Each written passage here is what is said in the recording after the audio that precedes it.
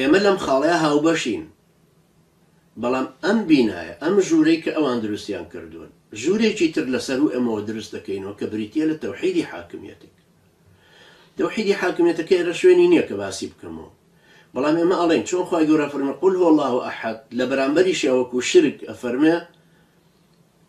لقد كفر الذين قالوا إن الله ثالث ثلاثة. ليرك أفرمي وما أمروا إلا ليعبدوا إلها واحدا، ليرش برامبركيها مفر عبادتك فرخوايك ردكات وربانية ابتدعوها ما كتبناها عليه. للتوحيد حاكميتك شا ليرة لسورة الرعد سيانزا أفرمي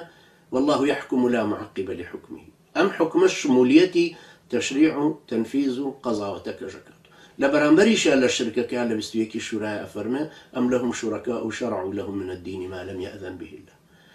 إما لسر أم تيجي يشتني عقيدي كإمامي ابن تيمية رحمة الله عليه باسي كردوه مسألة استخلاف حاكمية كشي دينين وسر بوي تركيزي بكين وسر أوش شما نابك أو جدلي لنا وسلف كان هاي راجوية كي زور هيك آية حاكميتي بشكل ألوهية يا بشكل الربوبية يا بشكل أسماء وصفات كهريا كان بجورك تيكوتو. أما خالي كما كهاو بشا لبيني إيما وأنا خالها وبشا كبريتي لخوندني عقيدة بس لسر منهج إمام ابن تيمية رحمة الله عليه بإشكالك شيتيانا لسر منهج ابن القيم يجبي خواني توحيد المعرفة والإثبات دوهم توحيد الإرادة والقصد، هردوشي حركاته ويقصد شو كالتوحيدية كما كش حركاته والربوبية وأسماء وصفات دوهم جاكبة توسر ألوهيتك. أما إشكالاتك لما هيج نابينين إما وكو أوان أم عقيدة ما نواورقرتو أما خالي يكمي هاو بشك إما ركنيكي سركية بو أوي لقل همو بالكاني سلفيا كان ليك نزيق بي وإما باوريش ما نوايا بل ليك نزيق بونوي زياتر بتيكلاوي زورتر بمناقشة زورتر بقرتني كوري هاو بشي نێوانی ئێمە و مەدرسە سەلەفیەکە زیاتر وردە ئەم شتانەمان بۆ ڕوو نەبێت. ئەگەر ئێمە سەیری دەلیلەکانمان هەمووی کردەوە لەسەر مەسەلەی حاکمیەت کابرای مەدخەلی یان باڵە سەلەفیەکە لانی کە مەڵێ وەڵا برا من بڕام بەم دابەشکردنە نییە کە تەوحیدی حاکمیەت هەبێت، بەڵام ئەشزانم کە حاکمیەت بەشێکە لە ئولوهیەت هێتەوە قبوڵمانە، ئێمە چی ئیشکالێکمان لەمە هەیە؟ ئێمە بڕامان بەمە هەیە کە ئیستیخلاف وظيفة سركية من إنسانية كاتو تسر أرز استخلاف بشيك لعبوديتك كخواي پروردگار فرمي وما خلقت الجن والإنس إلا ليعبدون لسورة ذارية إباش خواي قوري إمي خلق كردو بو عبادة بلا ملزمني أم عبادتها ببياناسي إمامي ابن تيمية رحمة خواي لبيت عبادة خواي بريتي إلا ناويشي قشتگيري همو أوشتاني كخواي قوري أيوه كوابو يما تواني لسرم خالها وبشانة كمشتركة نك إيشكين يكين إيما لخالها وبشكاني عقيدة لو رقتني دينك ببلغي شرعي لا بالفتكردني عبادة كانوا سلوك مان لبيدعة بلام لهمان كاتا لسرو أمانوا إيماش أم جوراني تردرستكين جوري مسألة حاكميتك اهتمام بيداني كحاكميتك شتيكي جانبينية لا دينك جوهري توحيدك بل الناسيني خواي قورا برسني خواي قورا انجا توحيدي متابعك بيا اميك بيلين حاكميتي توحيدي حاكمية دي مسألة استخلاف او نختيك خواي قورا لقرآن باسي كرد وإما جبي بيمان وابك ولي أمر مسلمانان وكو عمري كوري عبد العزيز كهردو صفتك يا بيتي أبيت يا إما خليفيك هلا بجيرين بقوي دين مان لسر تطبيقك وأبي هليشي بجيرين بهالبجاردني أهلي مشورتي جب ولا شريكي تراوانا نرون كردتو